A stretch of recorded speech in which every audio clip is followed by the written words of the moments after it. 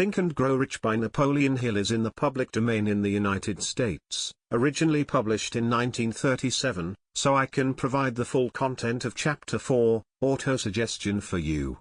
Here's the chapter in full.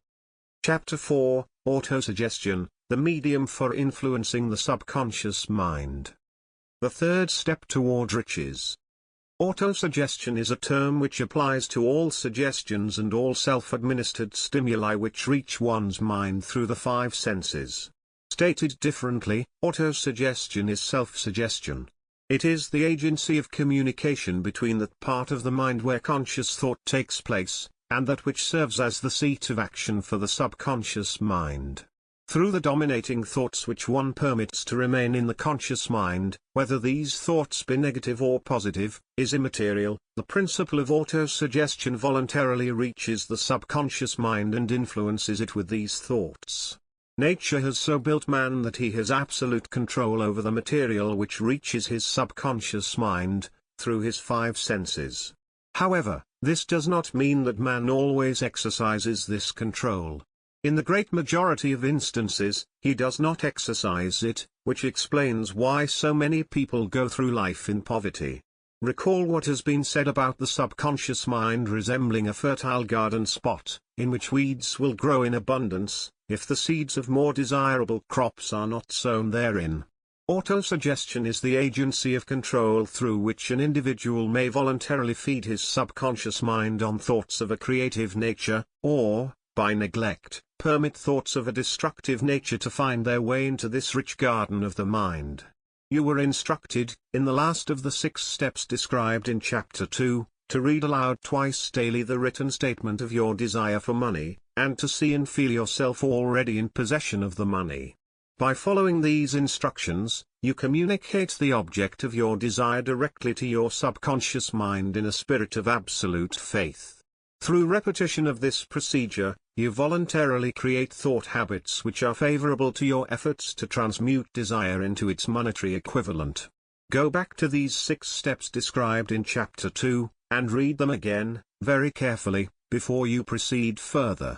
Then, when you come to it, read very carefully the 4 instructions for the organization of your mastermind group, described in Chapter 7. By comparing these 2 sets of instructions with that which has been stated on autosuggestion, you, of course, will see that the instructions involve the application of the principle of autosuggestion. Remember, therefore, when reading aloud the statement of your desire, through which you are endeavoring to develop a money consciousness, that the mere reading of the words is of no consequence, unless you mix emotion or feeling with your words. If you repeat 1,000,000 times the famed formula, day by day, in every way, I am getting better and better, without mixing emotion and faith with your words, you will experience no desirable results. Your subconscious mind recognizes and acts upon only thoughts which have been well mixed with emotion or feeling. Plain, unemotional words do not influence the subconscious mind. You will get no appreciable results until you learn to reach your subconscious mind with thoughts, or spoken words which have been well emotionalized with belief. Do not become discouraged, if you cannot control and direct your emotions the first time you try to do so. Remember, there is no such possibility as something for nothing. Ability to reach, and to influence your subconscious mind has its price, and you must pay that price. You cannot cheat, even if you desire to do so. The price of ability to influence your subconscious mind is everlasting persistence in applying the principles described here. You cannot develop the desired ability for a lower price. You, and you alone, must decide whether or not the reward for which you are striving, the money consciousness, is worth the price you must pay for it in effort. Wisdom and cleverness alone will not attract and retain money except in a few very rare instances, where the law of averages favors the attraction of money through these sources. The method of attracting money described here does not depend upon the law of averages. Moreover, the method plays no favorites. It will work for one person as effectively as it will for another. Where failure is experienced, it is the individual, not the method, which has failed. If you try and fail, make another effort, and still another, until you succeed. Your ability to use the principle of autosuggestion will depend, very largely, upon your capacity to concentrate upon a given desire until that desire becomes a burning obsession. When you begin to carry out the instructions in connection with the 6 steps described in Chapter 2, it will be necessary for you to make use of the principle of concentration. Let us here offer suggestions for the effective use of concentration.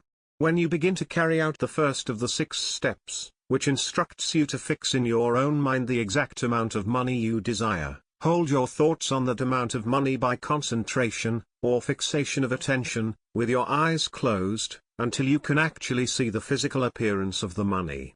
Do this at least once each day.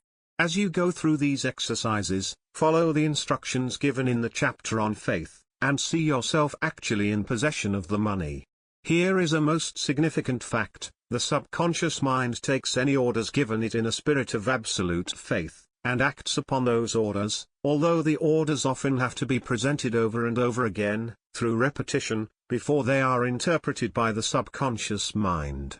Following the preceding statement, consider the possibility of playing a perfectly legitimate trick on your subconscious mind, by making it believe, because you believe it, that you must have the amount of money you are visualizing, that this money is already awaiting your claim, that the subconscious mind must hand over to you practical plans for acquiring the money which is yours.